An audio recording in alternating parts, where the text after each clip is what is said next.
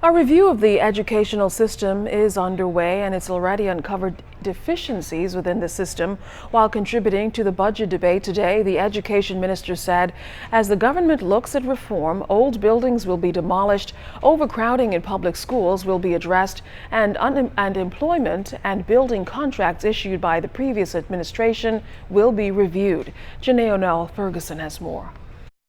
As the government continues its audit of government agencies, Education Minister Jeff Lloyd in Parliament Thursday detailed employment contracts within the Ministry of Education that he said were made with more than 300 persons between December 2016 and the May 10th general elections. Lloyd said those hired expected long-term employment, but their contracts will end in 15 days. And while there are claims of victimization, Lloyd said the former government is to blame. But what is unfair is to these people. This is where it is unfair. These are the people who are being victimized. They're not properly trained. They're not properly vetted. They don't go through the process. They're not determined if they are needed. There are no identified vacancies that they fill. They're entering into various departments for which that the department isn't ready to receive them, for which there are no job responsibilities for them. So they're languishing somewhere in the system. We got them on our payroll. The public service doesn't have it on their payroll.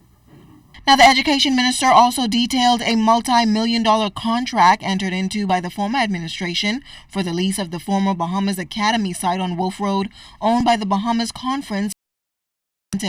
Lloyd said that even though construction is underway, that contract is under review.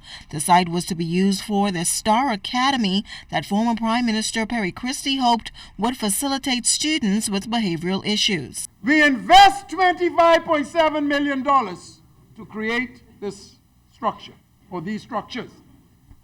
Once having created it so, the lease kicks in, and we pay to be in the structure we created. We built. And don't own. At $5,000 a month. And hold on, Mr. Speaker. This agreement was entered into approximately 3.5 years ago. It started out, Mr. Speaker, as a $1 million consideration. That consideration, Mr. Member of Parliament for East Grand Bahama, my beloved Minister of Finance, was for the replacement or the relocation or the transfer of BTVI to that school. Somehow, Mr. Speaker, it got up from 8 to $25 million. On a point of order, the leader of opposition business, Glenys Hanna Martin, asked for the documents to support these claims to be tabled. Outside of chambers, she detailed what she understood to be the terms of that agreement. Understanding is that the prior government, in its effort to rent premises, as it has done over the many years, entered into relationships with the Roman Catholic Church, the Conference of Seventh-day Adventists, for the lease of land, the redevelopment of land at public expense, and with a reduced lease payment, because I think he said $60,000, a reduced lease payment, then there were options to renew.